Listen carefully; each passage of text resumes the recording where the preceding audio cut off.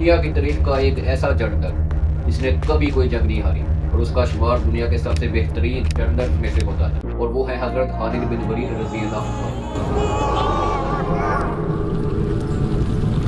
अरब के शहर मक्का में कुरैश कबीला रहता था और इस कुरैश कबीले में भी बहुत से कबीले थे, जैसे बनु उमैया, बनु हाशिम और बनु मखजूम। कुरैश में जो बनु मखजूम कबीला था वो कुरैश के जंगी मामलात संभालता था और जो बनु हाशिम कबीला था वो मक्का के मजहबी मामलात संभालता था और जो बनु उमैया कबीला था वो मक्का के माशरती मामलात को संभालता था।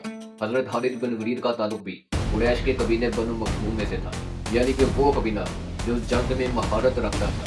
हजरत खालिद बिन वलीद का जो बाप था वो इंतहाई ज़हीन आदमी था, लेकिन अपनी जहानत के बावजूद उसने कुफर का रास्ता इख्तियार किया और अल्लाह के नबी की दावत को ठुकरा दिया।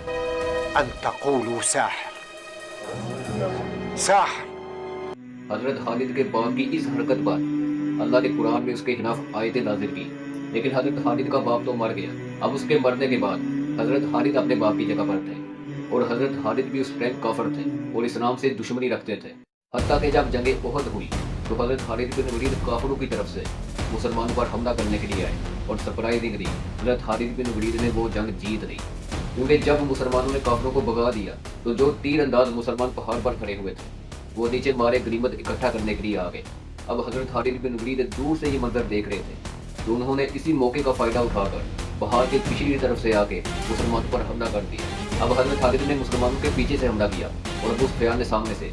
इस सब के बीच मुसलमान क्रश हो गए थे और उस जंग में बहुत से मुसलमान शहीद हुए, बहुत से जख्मी भी हो गए, हत्ता कि अल्लाह के नबी के भी दांत मुबारक शहीद हो गए। जैसे ही अल्लाह के नबी के दांत शहीद हुए तो अल्लाह के नबी बेहोश हो गए। तो जब अल्लाह के नबी होश में आए वो आपने हजरत खालिद के बारे में कहा कि अल्लाह कैसी इस कौम को हिदायत देगा जिसने अपने नबी का चेहरा ही लहू से रंग दिया। यानी बहुत से स्कॉलर कहते हैं कि इस मौके पर अल्लाह के नबी ने हजरत खालिद को बददुआ दी थी, लेकिन अल्लाह ने कुरान में फरमाया कि नबी तुम्हें तो कोई इख्तियार नहीं, ये तो अल्लाह की मर्जी है, अल्लाह जिसे चाहे हिदायत दे दे। तो खैर ये जंग तो खत्म होगी और हजरत खालिद बिन वलीद ये वाली जंग भी जीत गए। अब आहिस्ता आहिस्ता कई साल गुजरते गए और हजरत खालिद बिन वलीद भी गौर फिक्र करना शुरू हो गए। फिर आहिस्ता आहिस्ता गौर फिक्र करते हुए वो इस नतीजे पर पहुंच गए कि इस्लाम एक सच्चा दीन है और मोहम्मद सल्लल्लाहु अलैहि वसल्लम अल्लाह के बंदे और उसके सच्चे रसूल हैं।